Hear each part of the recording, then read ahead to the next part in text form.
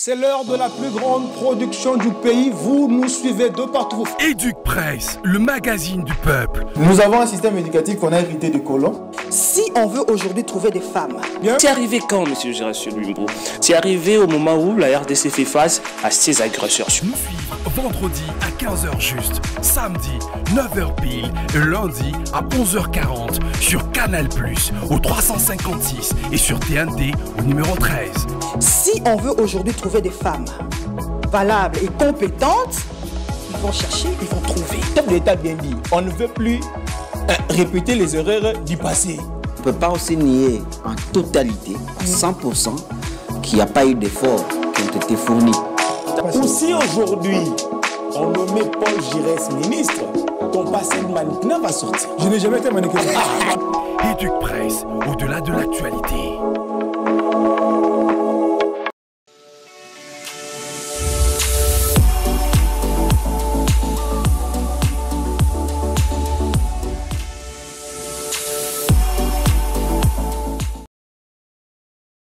Kinshasa et ses problèmes, vous le savez, vivre à Kinshasa devient de plus en plus très compliqué. Inondations, insécurité, embouteillage, tous ces fléaux ne permettent pas à la population quinoise de vivre aisément. La question qui reste à poser, quelle solution pour ces problèmes? Mes invités vont tenter de répondre à cette question.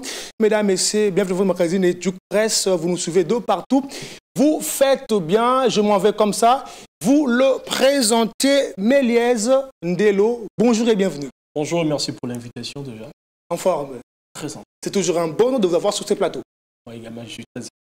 Quand vous regardez la ville-province de Kinshasa, première question avant de présenter les autres intervenants, vous dites quoi? À première vue, vous dites quoi quand vous regardez la ville-province de Kinshasa? Nous avons un club d'amis à la tête de la ville-province. Merci beaucoup, Méliès Ndelo.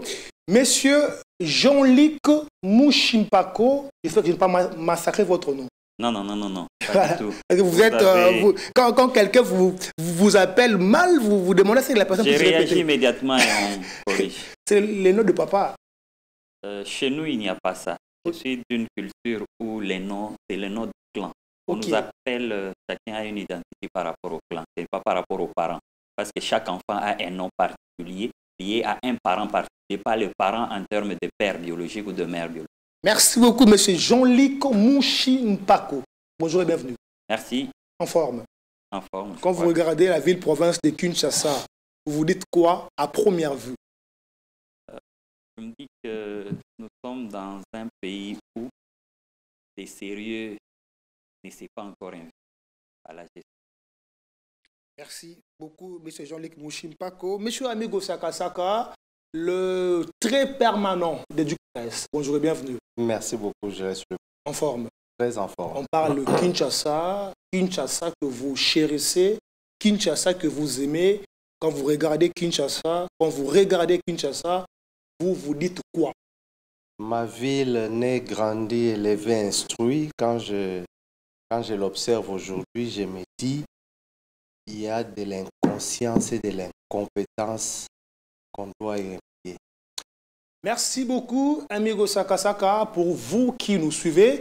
C'est votre magazine Éduc-Presse, une seule thématique à l'ordre du jour, Kinshasa et ses problèmes, puis de solutions. Avant d'entrer dans les vifs de notre sujet, il y a une information qui vient de tomber. Elle nous vient de Gilit Bassakissa, journaliste d'investigation, qui titre à la une de son article « Argent des motards et taxmen à Kinshasa, une gestion douteuse » qui inquiète, je vais lire quelques lignes. Selon plusieurs sources concordantes, une partie de cet argent ne passerait pas par les canaux officiels. Des rumeurs persistantes évoquent même l'existence d'un compte bancaire privé ouvert au nom de la mère d'une haute autorité de la ville. Ces comptes recevraient directement une portion de recettes collectées en dehors de tout cadre légal ou administratif, la population, voilà. Mais ce qui dérange encore plus, c'est le silence du ministre provincial en charge des transports, malgré les nombreuses alertes et interrogations. Aucune réaction officielle n'a été enregistrée. Ces mutismes commencent à être perçus comme une complicité ou à tous les mois une négligence grave dans la supervision d'un secteur aussi sensible. Article signé Gilit Bassakissa. Je pense qu'on doit encore creuser pour trouver la solution à cette question qui bouffe l'argent des motards et des taximens. Monsieur Méliès Ndelo, je suis à vous. Première question déjà. Quand vous circulez à Kinshasa, dans les arrêts, le motard, le taximan, il y a des taxes qui sont payées. Mais on a comme l'impression que cet argent n'est pas très bien canalisé. Même un article de Gilit Bassakissa qui dit qu'il semblerait la maire d'une haute autorité de la ville qui bouffe cet argent. Votre réaction? Mais comme le disait une personne sur ce plateau, qu'il y a désordre à tous les niveaux. Imaginez-vous que lorsque vous prenez ces taxes, dernièrement, déjà à l'époque de l'ancien gouverneur Giantini Ngobila, il y avait déjà un souci entre une entreprise des Tanzaniens, entre guillemets, on parlait de Geodata, une entreprise des Tanzaniens, qui effectivement prélevait des taxes. Ils étaient souvent en gilet orange, prélevaient des taxes dans des arrêts de moto. Alors la grande question serait où effectivement la destination de l'argent. De ce côté-là, il y a un flou total. Donc alors, les mêmes problèmes continuent à persister. Jusqu'à ces jours, c'est les mêmes problèmes qui continuent à persister. Donc, le Kinshasa, pour bien parler de Kinshasa, nous devons d'abord commencer par définir l'arbre à problème de Kinshasa. Il y a assez de problèmes, les problèmes d'urbanisme, les problèmes de gestion des déchets. Mais plus grave aujourd'hui, c'est le grand problème de l'insécurité. On va en parler. Restons d'abord dans le sujet de ces taxes. On va en parler. Restons dans ce sujet. Alors, concernant ces taxes-là, moi, je dois les préciser ici, qu'on ne peut pas continuer à faire appliquer des taxes dont les retombées de ces taxes ne sont pas palpables. Parce que lorsque nous payons la taxe, c'est effectivement pour les entretiens. Alors, ceux qui effectivement roulent en engin sont contraints de payer des taxes. Et en contrepartie, nous devons avoir des travaux d'urbanisme. On doit effectivement constater qu'il n'y a plus de nid de poule comme nous le voyons dans la plupart des artères. Mais lorsque la personne qui paye la taxe, les motards par exemple, le chauffeur et autres, mais jusqu'à ce jour, nous avons des difficultés. Et c'est parmi les raisons des embouteillages, parce qu'il y a assez de trous, assez de nids de poules. Et s'il pleut, comme vous le savez bien, c'est un scandale. Vous voyez, on est submergé par des eaux de tous côtés. Mais on se pose la question, à quoi servent ces taxes, ces redevances, les impôts? Ça sert à quoi? C'est une question de redevabilité. Lorsque nous payons, c'est pour qu'il y ait amélioration même de nos voies routières. Mesdames, merci beaucoup, monsieur Jean-Luc Bouchimpako. On parle de ces taxes. Selon ses confrères Gilit Bassakissa, il semblerait que la maire d'une haute autorité de la ville serait en train de bouffer l'argent que les motards et les taximens payent. Votre réaction? Monsieur Luimbu Giresse, je pense que le problème ne peut pas être situé au niveau de la destination tout simplement de ces taxes et identifier la maire d'une autorité comme étant destination finale d'une taxe. Ce qui est vrai, c'est que nous sommes dans une république dont, à ma connaissance, les textes des lois ne posent aucun problème. Le problème, c'est dans leur application. Il y a toute une ordonnance présidentielle qui fixe les taxes, les redevances et tout ce qui est dû à l'État, tant d'abord au niveau national, et puis il y a des textes qui définissent les redevances liées aux provinces, qui sont dues aux provinces et aux autres entités territoriales décentralisées. Alors, que la taxe qui serait due à la province, que je sache, c'est la taxe sur les véhicules ou les bicyclettes ou les bicyclettes ou les véhicules autoroulants. Ça peut être c'est une taxe qui est due à la province.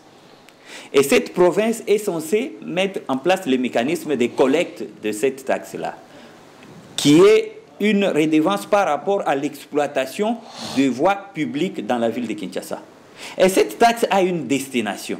Si elle tombe par hasard dans les poches, que ce soit d'une autorité, ou de sa femme, ou de son enfant, ou de sa mère, ça s'appelle un détournement. Merci Parce beaucoup. qu'il y a une destination bien connue pour ces fonds-là. Merci. Et ces fonds sont programmés, sont dans la programmation de la loi des finances provinciales ou de l'édit provincial qui détermine la destination, les entrées et les sorties. Merci. Alors que ça se retrouve dans une poche, c'est des enquêtes que les services doivent mener pour trouver pourquoi ça se trouve là-bas, mais il faudrait quand même qu'il y ait de l'ordre dans tout ça. Merci pour cette grande intelligence, Monsieur Mouchimpako.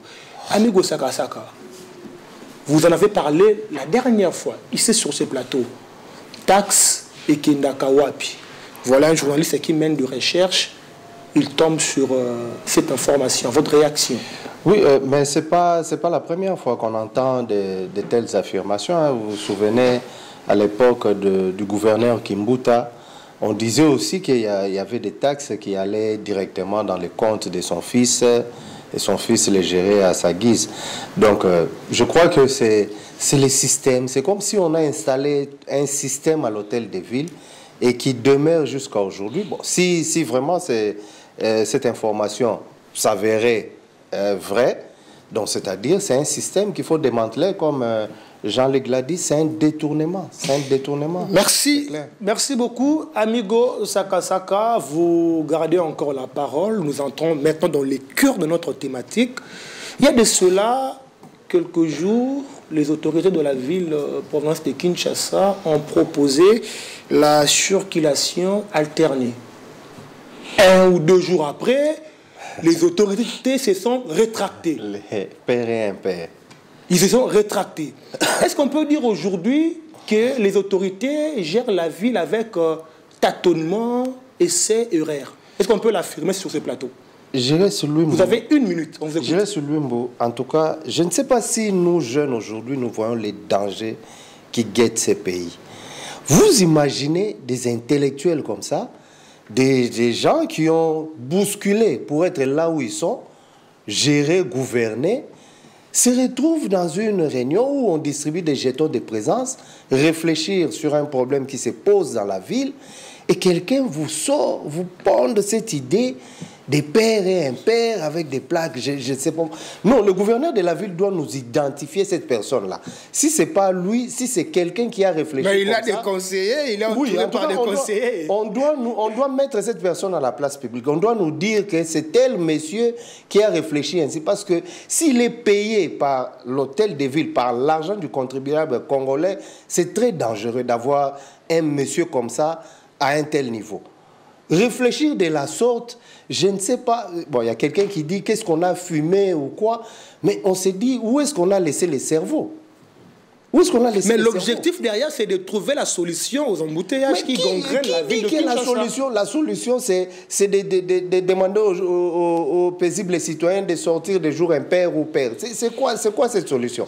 Qui a réfléchi comme ça? Le problème de la circulation, c'est d'abord un problème de comportement des usagers, des conducteurs.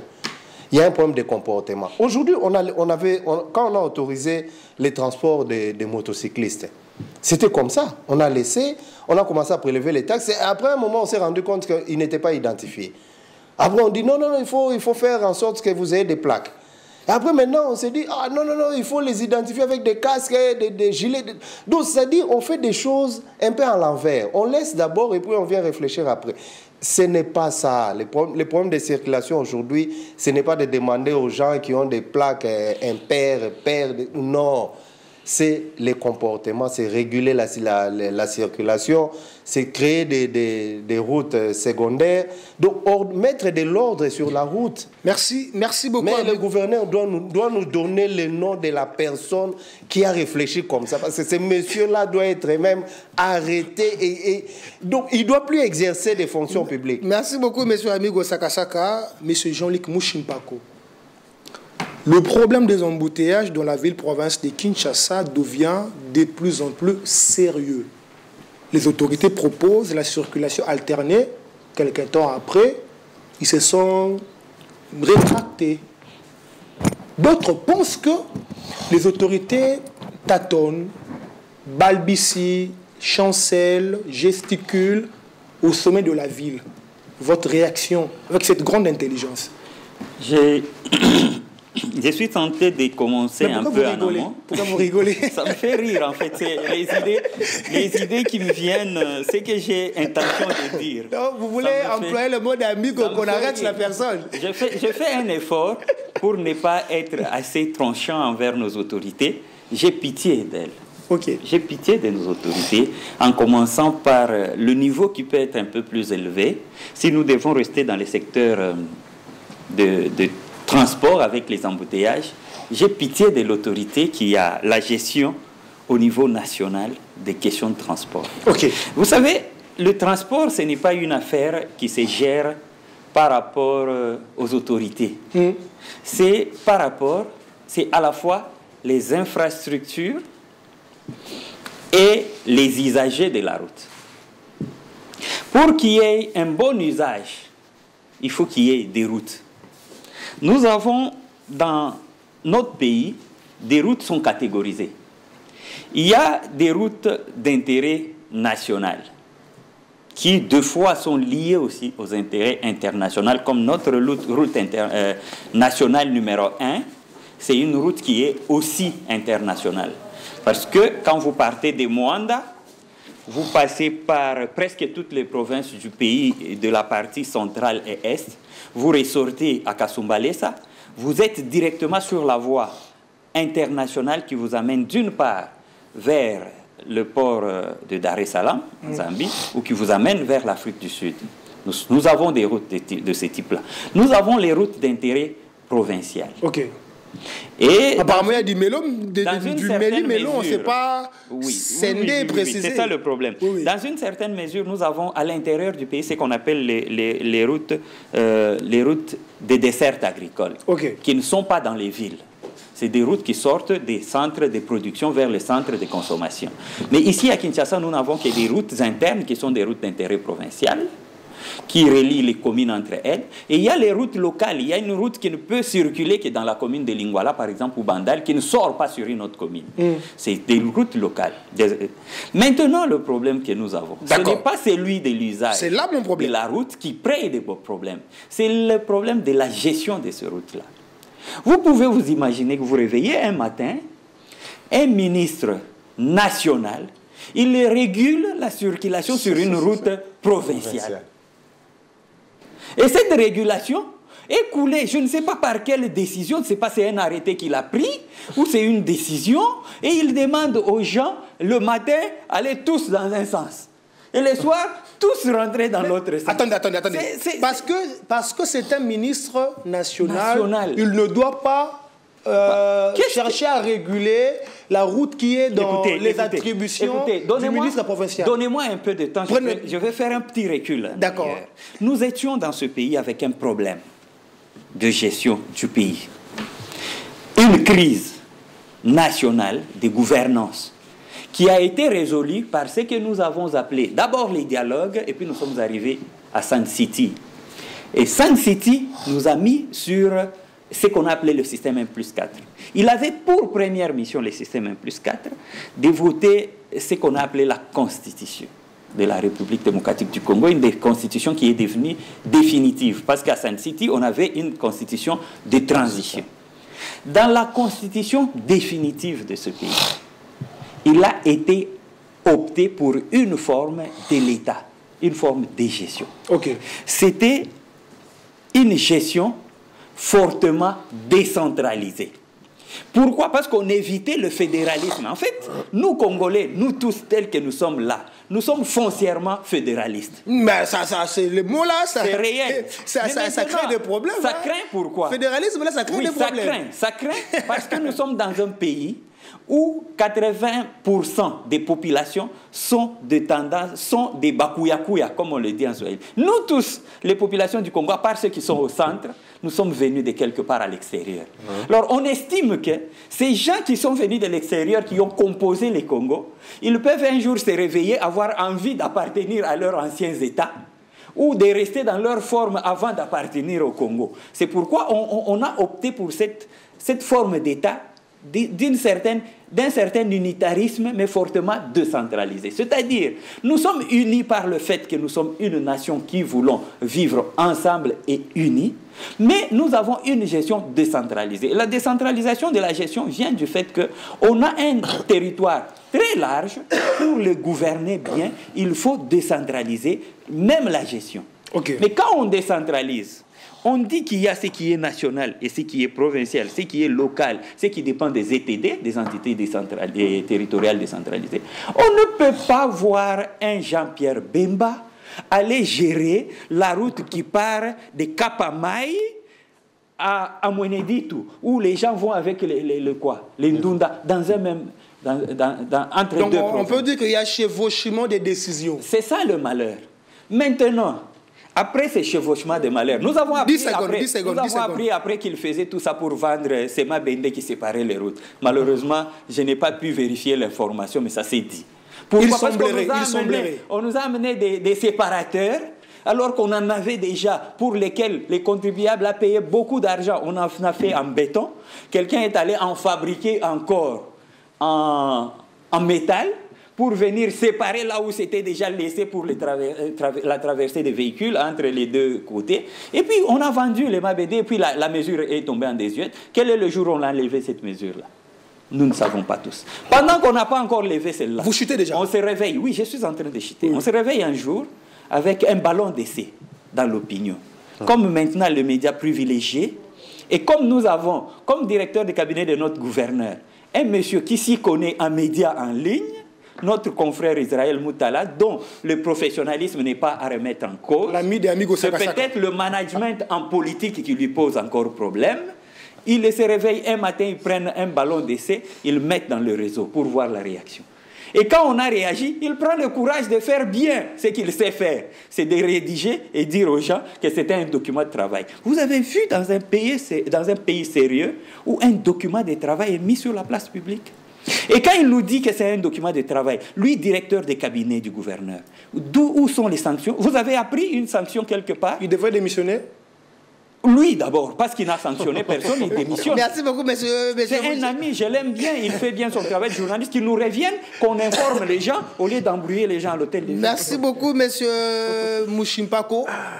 Monsieur Méliès Ndelo, qui bougeait, c'est un peu le Bilaï comme Edingwe, qui bougeait de tous côtés. On a comme l'impression qu'il n'y a pas entrelacement entre le gouvernorat national et provincial. M. Mouchipeko l'a dit, Bemba prend une décision qui, logiquement, n'entre pas dans ses attributions. Par là, on comprend qu'il n'y a pas harmonie entre le gouvernorat national et provincial. On vous écoute. À mon sens, Kinshasa devrait être la plus belle province du Congo. Pourquoi? Parce que c'est la ville-province. Okay. Donc, à Kinshasa, il y a des routes qui, effectivement, relèvent du gouvernement central et il y a des routes qui relèvent du gouvernement provincial. Okay. Mais on suppose, prenons juste le cas des routes qui dépendent du gouvernement provincial. Vous avez 1 minute, on vous écoute. Soyez un peu juste. Vous avez 1 minute 30. 1 minute 30. Alors, si vous essayez un peu de toiser effectivement le dossier relatif aux voies et routières qui relèvent du gouvernement provincial, sur 10 routes par exemple, je peux vous dire ici, c'est 8 routes qui sont en état dégradé. 8. Ok. Je précise bien des routes qui relèvent du gouvernement provincial. Maintenant, on se pose la question, que fait le gouverneur Parce qu'il y a des routes qui relèvent du gouvernement national. Donc ici, c'est les énergies cumulées du pouvoir central et du pouvoir provincial. Mais il n'y a toujours pas de résultats et des embouteillages. Il y a des nids de poules. À chaque fois qu'il pleut, nous sommes submergés par des eaux. La moindre chose, c'est faire quoi? Nous pouvons demander. C'est une demande que je peux faire. Je vais même agenouiller. Gouverneur, pardon, démissionner. Non, je peux demander pardon. Il peut démissionner. C'est une demande. Monsieur le gouverneur, pardon, démissionner. S'il vous plaît, S'il vous plaît. Non, ce sont mes propos. Ici, nous lui demandons de démissionner. Ici, il peut démissionner. Nous demandons pardon, monsieur le gouverneur, démissionner. Méliès Ndelo. Attends, je vais vous aider. Je vais vous aider. La personne. Permettez-moi de vous aider. Permettez-moi de vous aider. Il s'appelle Daniel Boumba. Permettez-moi de vous aider. Permettez-moi de vous aider. Ici, s'il vous plaît. Non, je vous permets d'aider le gouverneur. S'il vous plaît. Évitons les noms des gens. Non, c'est nous notre permettez, s'il vous plaît. Soyez tolérants. Soyez tolérants, s'il vous plaît. Les enfants. Non. Je vous arrache la parole. Ils vivent de notre argent. Ils sont payés pour travailler. Soyez tolérants, s'il vous plaît. Soyez tolérants, s'il vous plaît. En tout cas, restez, attendez. Non, c'est notre travail. Nous évitons de citer les gens qui sont des Bouchipako, s'il vous plaît. Ma demande est déjà passée. Attendez. Qu'il puisse démissionner. Monsieur Méliès Ndelo, restez dans la réflexion, pas les attaques. Non, ce ne sont pas des attaques, c'était une demande. Alors, nous avons 4 districts ici à Kinshasa. Oui. Réfléchissez bien. Alors, les 3 districts sont reliés... Il vous reste 30 secondes. Les 3 districts sont reliés à un seul district par une seule voie. Depuis 1960 jusqu'à ces jours. Alors, pourquoi pas créer des routes secondaires? Pourquoi pas ça entre dans les attributions de qui? S'il vous plaît, déjà au niveau provincial, par exemple, pour relier Kimbanteke à Njili, c'est possible. Pour relier Kisensu à Njili, Kimbanteke, c'est possible. Pour relier Mongafula à Kimbanteke, c'est possible. Parce qu'aujourd'hui, vous avez vu ce qui s'est passé lorsqu'il y a eu débordement du pont Njili. Oui. Tout le monde était bloqué. Parce que les 3 districts sont reliés à un seul district par une seule voie. Depuis 1960 jusqu'à ces jours. C'est grave. C'est très grave.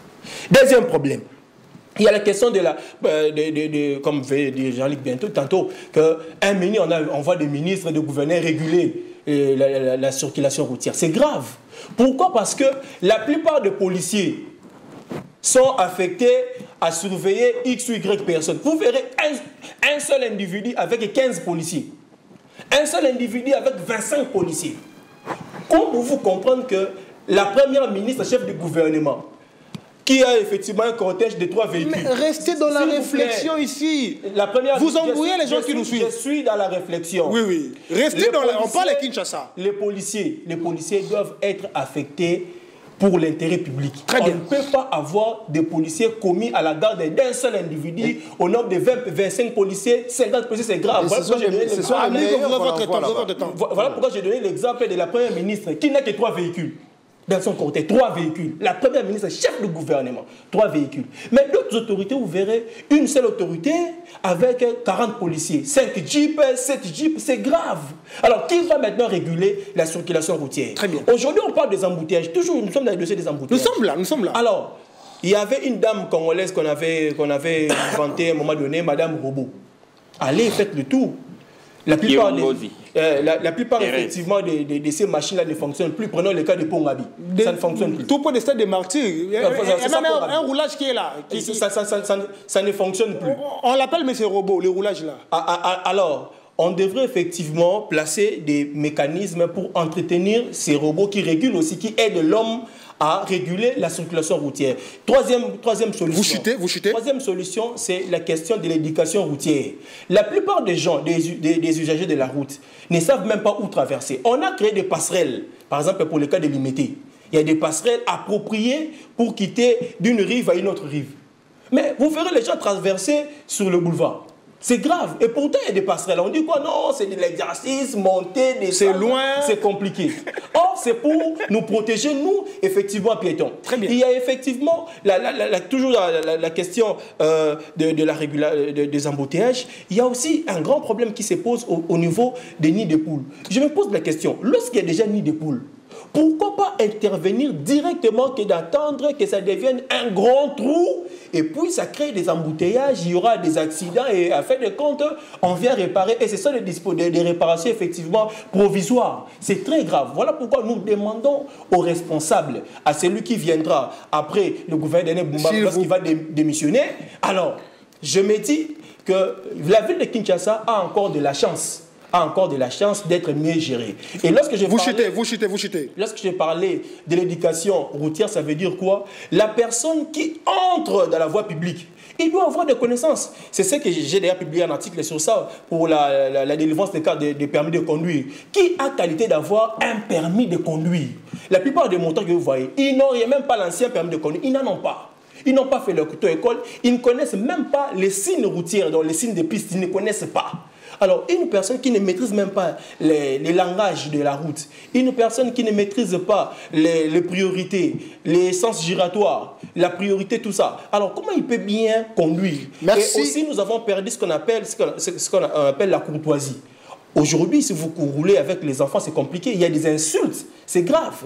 Un chauffeur qui insulte un autre chauffeur, ça ne peut pas se passer comme ça. Donc, il faut que nous puissions développer ce qu'on appelle la tolérance. Merci. Développer la patience et la courtoisie routière. Merci beaucoup, Méliès Ndelo, monsieur Amigo Sakasaka. On va faire avancer les débats. Est-ce qu'on peut dire qu'aujourd'hui, les problèmes des embouteillages est au-dessus des autorités? C'est-à-dire que ça devient comme un Goliath devant David. Ils ne savent pas trouver la solution. Parce que ce que nous disons aujourd'hui, on le dit pratiquement tous les jours, mais nous sommes toujours à la case de départ. Oui, mais la réalité, elle est là. La réalité, elle est là. C'est qu'on constate que les autorités sont incapables de faire face à ces problèmes. En commençant par le gouverneur. S'il vous plaît, ce n'est pas votre temps de parole. On prend les autorités, elles sont incapables. Parce que qui n'a pas réfléchi sur ces problèmes des embouteillages, des engorgements de la ville? Il y a même l'UNIKIN, je crois, officiellement, l'université de Kinshasa a fait une proposition. Donc, c'est-à-dire, ce sont des professeurs, des chercheurs qui ont réfléchi et qui ont donné solution. Plusieurs chercheurs, plusieurs intellectuels ont déjà réfléchi là-dessus. Il y a eu beaucoup d'études menées sur la ville de Kinshasa. Les résultats sont là, les données sont là.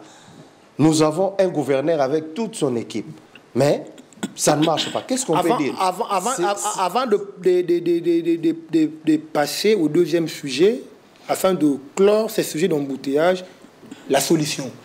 Pour pallier à ces problèmes, on fait quoi? Mais la solution, on l'a tous dit ici. Il faut faire des routes. Il faut créer des routes secondaires, améliorer ce que nous avons. Là, il faut mettre non, ça c'est très dangereux. Je ne sais pas qui a réfléchi ça. Je ne sais pas c'est qui a amené cette idée-là. Mais c'est un monsieur qui ne doit pas bénéficier d'un franc congolais de gouvernement. Deux solutions, vite fait, deux solutions. C'est-à-dire, aujourd'hui, il faut changer le comportement des conducteurs sur la route, renforcer nos policiers sur la régulation, parce qu'il y a aussi un problème à leur niveau. Il faut, je ne sais pas moi, les recycler ou quoi, renforcer la régulation, et il faut créer des routes secondaires, arranger ce qu'il y a, le peu qu'on a aujourd'hui. Mais aussi s'opposer à ces systèmes-là de sens contraire. Déjà, vous répondez à la question, la solution. La solution, effectivement, c'est réprimer. Réprimer comme il se doit tous ceux qui sont... Réprimer en faisant quoi exactement? On doit arrêter et faire payer les amendes tous ceux qui violent le code routier. C'est très très important parce que l'État congolais doit vivre des taxes, redevances et impôts. Mais on ne peut pas payer de l'argent comme pénalité ou amende à un individu, on doit le payer à la banque dans le compte public de l'État. Aussi, il y a la question aussi des parkings. Ça, on doit aussi les souligner. Voilà, justement aussi, j'allais le dire. Il y a des routes à 3 bandes, 4 bandes qui se retrouvent aujourd'hui à 2 bandes à cause des parkings de Wewa. Vous allez sur il y a même des écoles qui occupent pratiquement 2 bandes sur deux bandes de stationnement comme ça. Donc, ce qui rétrécit un peu la route. Merci, mais Amigo Sakasaka. Mimelès, vous chutez. Par rapport aux solutions. Et par rapport aux solutions encore, on a parlé des parkings, de détruire les mauvais parkings Parce qu'on ne peut pas accepter un débit de boissons, bar, boîte, vous continuez votre histoire, vous n'avez pas de parking, vous n'avez pas prévu de parking, ça ne peut pas passer. Parce des écoles aussi. Il y a les écoles, il y a même des entreprises aussi qui n'ont pas de parking. Et il y a, comme le disait tantôt Amigo, donc la voie est à 3 bandes, et vous restez qu'avec une seule bande, ça ne peut pas se passer ainsi. Il y a encore la question de ce qu'on appelle les autorités, les privilégiés, qui prennent des sens contraires.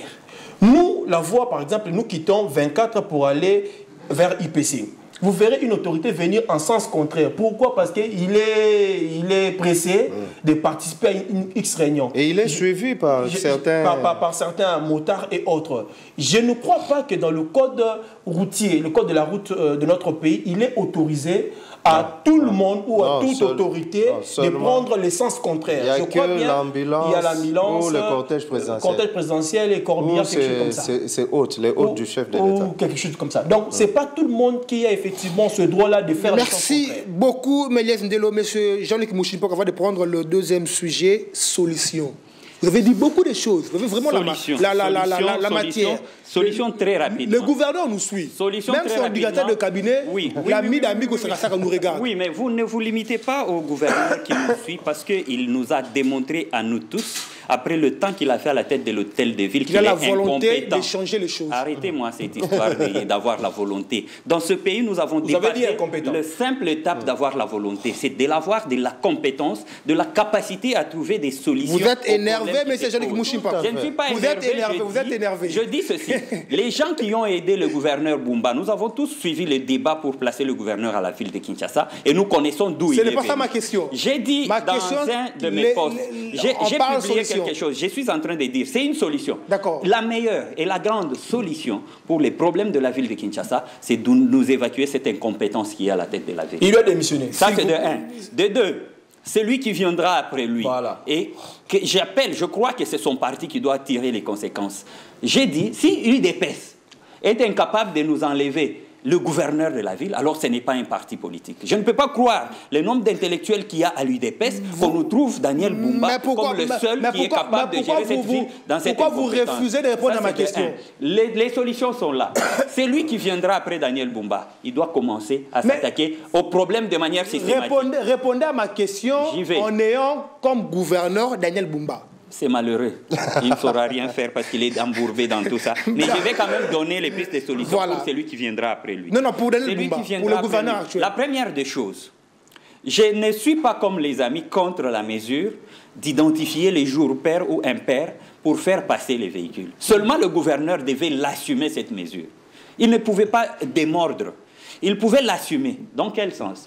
J'ai appris de notre aîné confrère, Christian Lusakweno. Pensons aux plats qui ont le chiffre 0 à la fin. Oui, c'est pair ou impair. Oui, de notre confrère aîné, Christian Lusakweno, qui parlait de 400 bus qui sont bloqués au port de Matadi. Si ces bus appartiennent au privé, la solution, la première, c'est de subventionner ces privés-là, d'identifier ces bus. Ils viennent, ils travaillent, ils payent. Ils subventionnent en amont. Et ils viennent, ils payent parce que nous en avons besoin dans la ville de Kinshasa. Si nous avons 400 bus supplémentaires, nous pouvons bien demander aux véhicules, aux gens qui ont des véhicules à plaque finissant par les chiffres pairs ou impairs de rester à la maison parce qu'ils savent qu'ils vont prendre un moyen de transport en commun et arriver en ville. Ça se passe, il y en a à travers le monde. Ça, c'est les deux. C'est pair ou pair. On va y revenir. C'est moi qui pose des questions. Des deux. Il y a cette question des routes. Les véhicules peuvent bien être là, mais nous avons un problème sérieux de route. Nous avons vu tout un Premier ministre quitter son bureau pour aller encore inaugurer les travaux sur les routes d'intérêt provincial, quand bien même c'est dans la capitale, et mettre un grand slogan, Kinshasa zéro trou. Apparemment, c'était Kinshasa zéro travail. Parce que depuis qu'il a inauguré cette histoire, les trous se partent pratiquement. Merci beaucoup, M. Jean-Luc Mouchimpako. Mettre en place et restructurer les sociétés de transport urbain en commun, favoriser les privés qui en ont, comme on a fait avec les esprits de vie, et vous demandez aux gens, même tout le monde, n'entrez pas en ville tous les jours avec vos véhicules, venez par le transport en commun, comme on n'a pas encore assez de routes. Merci beaucoup, M. Jean-Luc Mouchimpako. Les propos tenus n'engagent que son auteur. Vous avez peur d'être le deuxième sujet. Permettez-moi de parler. On prend le deuxième sujet. Je commence avec Méliès Ndelo. Nous avons vu à Kitambo l'autorité de la ville ravager les constructions anarchiques. La question qui trotte dans les esprits de plus d'un Quinois,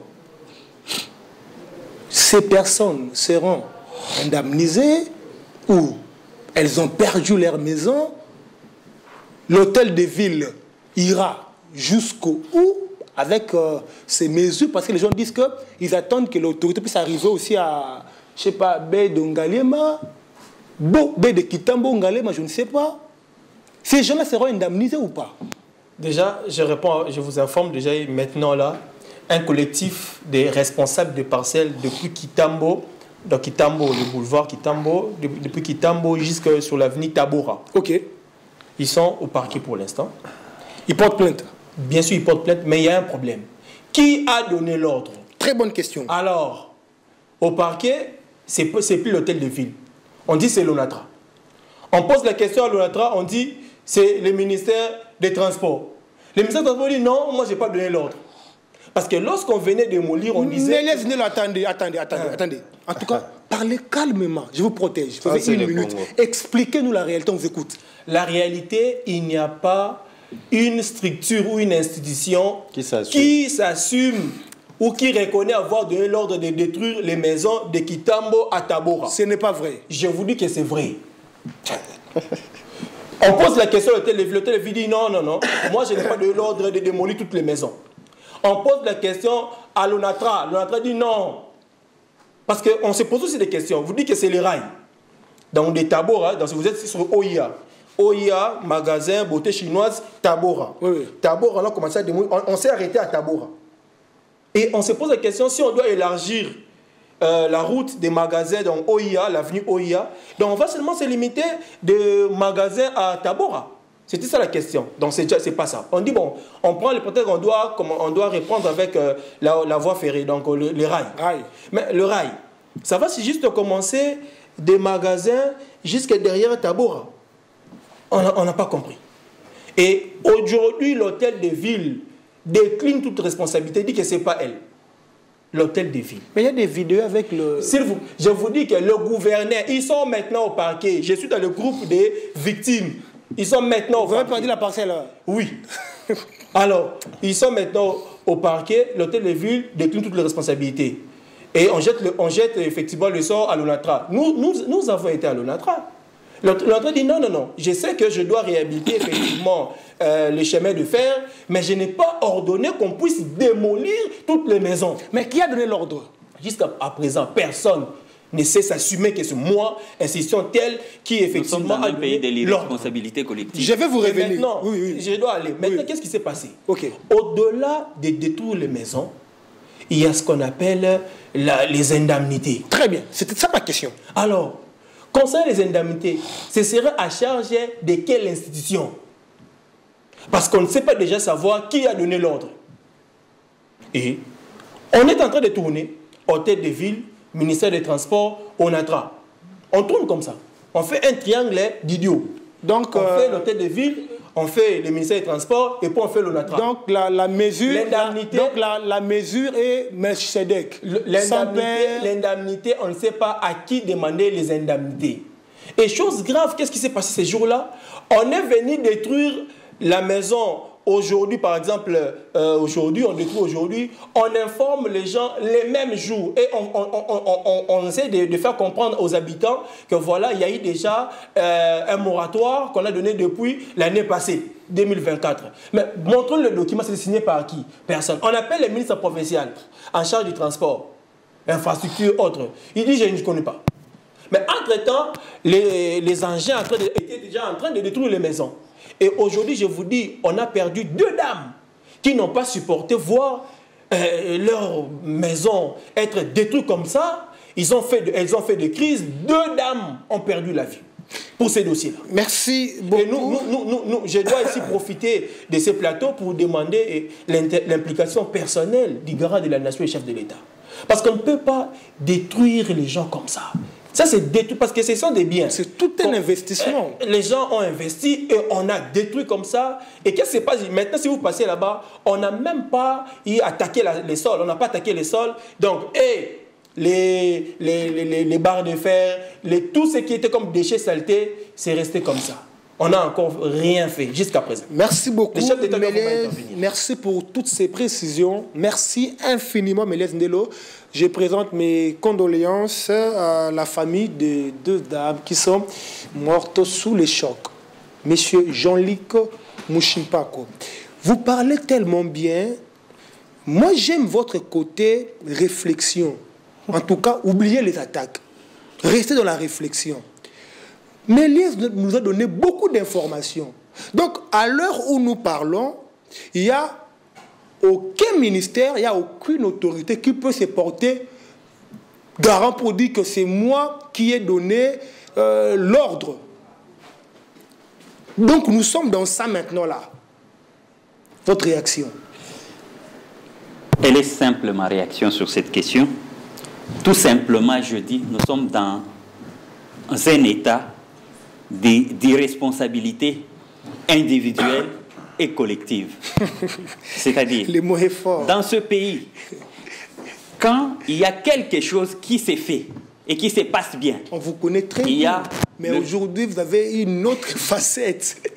Je suis passionné du Congo. Okay, en fait, quand on parle du Congo, il n'y a pas moyen de rester doux, de rester calme. Ça révolte un peu.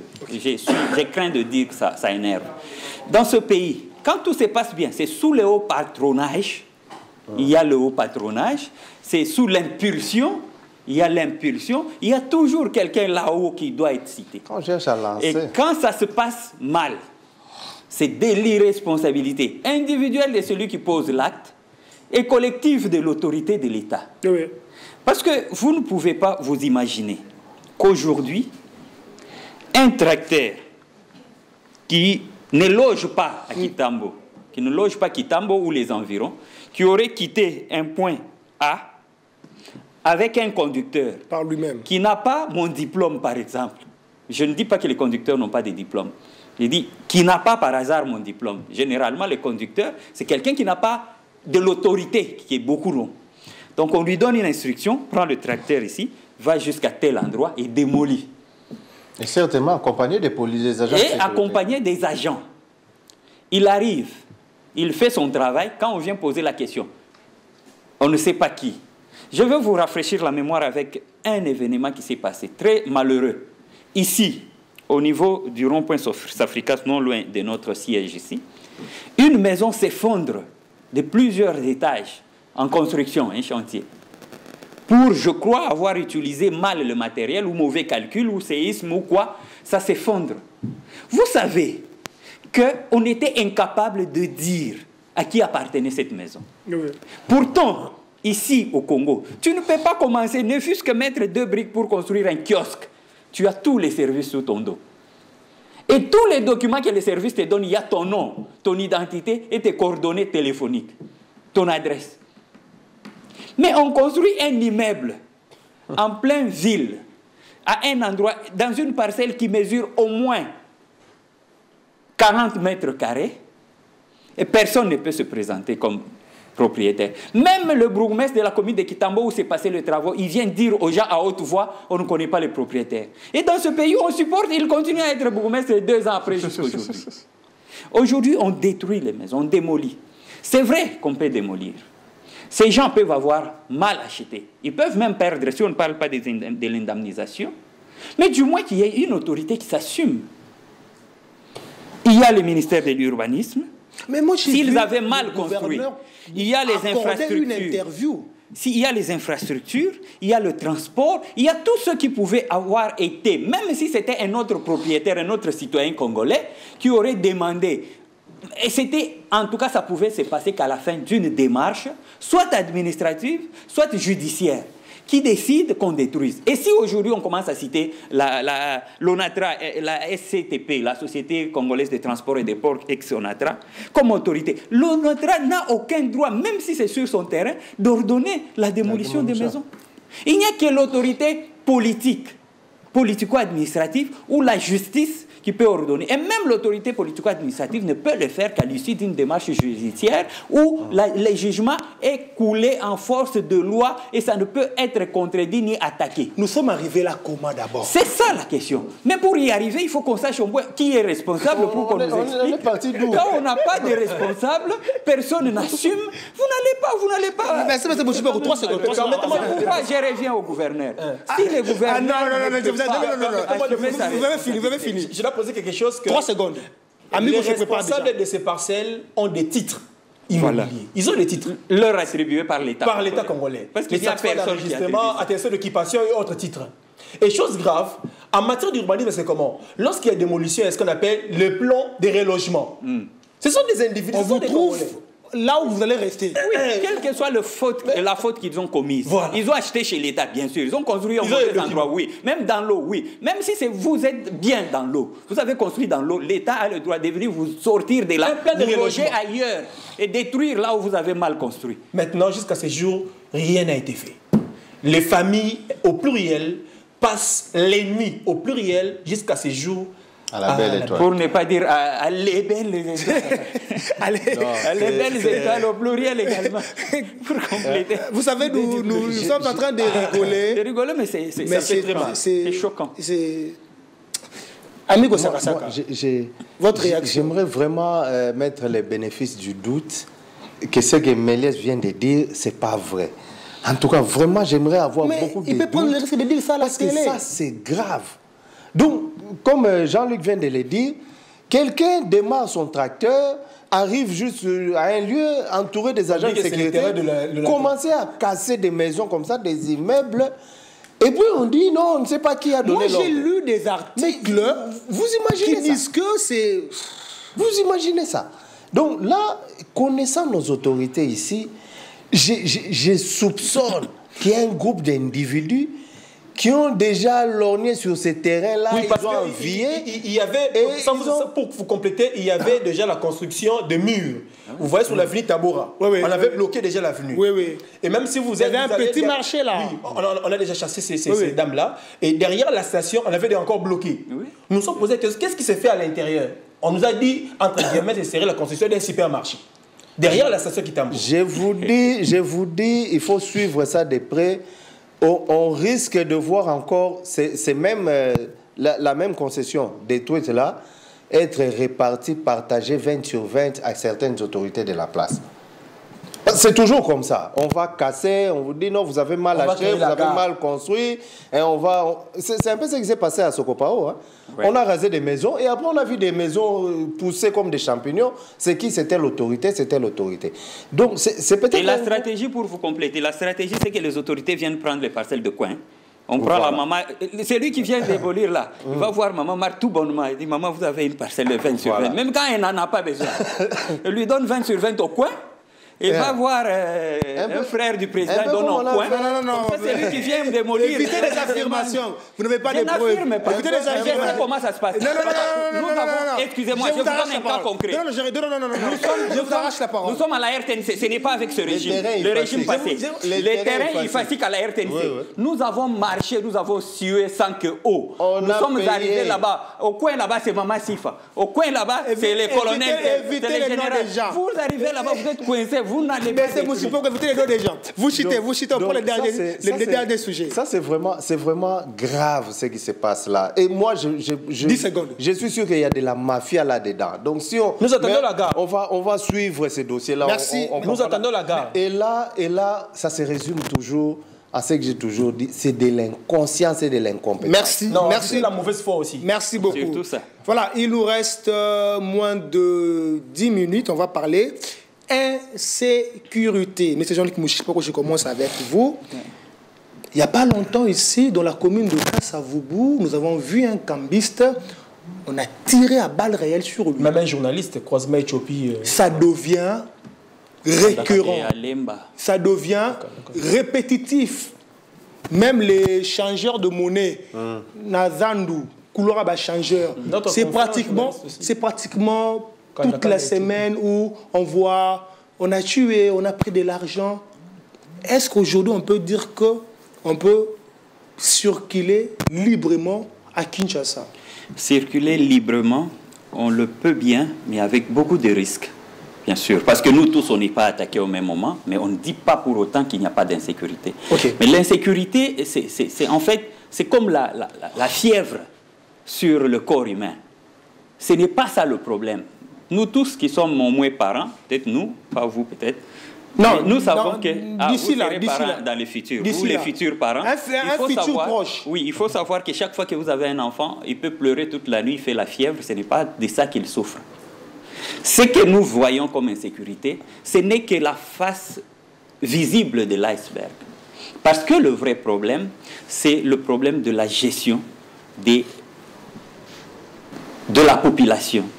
Nous sommes une ville où nous avons à peu près, au moindre mot, 10 millions d'habitants. 17 000. Si on peut aller au-delà, c'est 17 millions d'habitants. Dont 70% sont des jeunes. Mais le gouvernement a parlé de 20 millions d'habitants en Chine. On peut accepter. En Chine, ça peut être 20, même ici, ça peut être 20 millions parce qu'on a des statistiques qui datent de longtemps. Oui. On peut aller même à 20 millions. Mais 80%, 70% de ces personnes sont jeunes. Et dans les 70% des jeunes, il n'y a peut-être que 10% qui travaillent. 10% qui travaillent, le reste sont des chômeurs. Ça, c'est le premier élément. Et il faut voir la facilité avec laquelle on a accès aux armes et aux munitions de guerre. Dans notre pays, la commercialisation des effets militaires ou des armes, il n'y a pas d'armes civiles comme aux États-Unis, les armes militaires. Ici, tous les effets, toutes les armes sont militaires. Mais la facilité avec laquelle ça se retrouve dans les mains d'une jeunesse inconsciente, mal instruite, droguée, ça laisse quand même à désirer. Le problème, c'est lequel? 3 secondes. On recrute à la police. On fait une semaine avec quelqu'un, on lui donne une arme, il devient policier. Quelqu'un qui, dans son passé, a vécu dans la rue tous les jours. Il a ce qu'on appelle des problèmes psychologiques liés à son passé. On les recrute dans la police. Je le dis, j'ai vécu assez longtemps dans ce monde et j'ai fait tellement de formations que je sais certains problèmes sociaux d'où ça vient. Les problèmes de blessures que les pasteurs ont récupérés en appelant blessures intérieures, c'est des problèmes psychologiques, mal gérés dans l'enfance, dans la jeunesse des personnes, qui les rendent violents. Nous ne sommes pas violents par le fait d'avoir une arme, non. C'est que nous avons été mal élevés, avec beaucoup de problèmes, des frustrations qui nous ont amené beaucoup d'autres problèmes et qui nous ont révoltés. Et une personne qui est mal formée, quand on prend une personne comme ça à la police, on lui donne suffisamment de temps. C'est pourquoi la formation d'un bon policier, c'est au moins 6 mois. Dans les 6 mois, vous lui formez au métier des armes, vous le formez au métier des armes, vous le formez à la protection civile, vous le formez psychologiquement à accepter son état dans le passé. C'est pourquoi il y a dans les camps de concentration des psychologues. Ils regardent la situation de la personne, on l'écoute suffisamment, on traite le problème psychologique qu'il a et des blessures, des frustrations, on lui donne une arme, on sait qu'il va sans danger. Vous chutez. Mais maintenant, quelqu'un qui a autant de frustrations, vous lui donnez une arme. S'il ne va pas lui-même tuer avec, il va la prêter à ceux qui vont aller tuer pour lui ramener les Merci beaucoup. C'est très dangereux ce que nous avons fait, donner les armes. C'est le même problème qu'on risque d'avoir à l'est du pays avec les Ouazalendo. Merci beaucoup, monsieur Méliès Ndelo. On parle d'insécurité, vous avez 5 secondes, le temps nous est vraiment imparti, comprenez. On aura encore un plateau pour en parler. 5 secondes, aujourd'hui à Kinshasa, on tue en cascade. Votre réaction était qu'au journaliste? Déjà, 500 condoléances sur notre confrère qui a été assassiné au croisement Kandakanda-Éthiopie. Donc, ça fait très mal.